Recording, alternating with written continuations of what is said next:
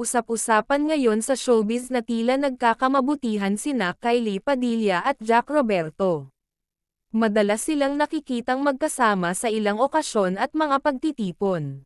Ayon sa ilang netizens, may kakaibang spark na nakikita sa tuwing sila ay magkasama. Hindi pa man kumpirmado, marami na ang nagtataka kung may espesyal na namumuo sa pagitan nila. Pareho silang dumaan sa mga pagsubok sa kanilang personal na buhay at tila handa ng umibig muli.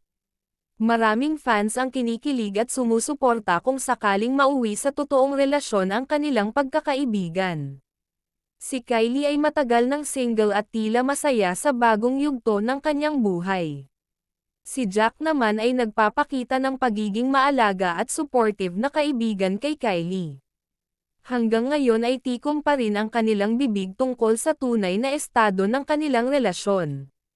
Gayunpaman, marami ang naniniwalang posibleng nagbukas na muli ang kanilang mga puso para sa isa't isa.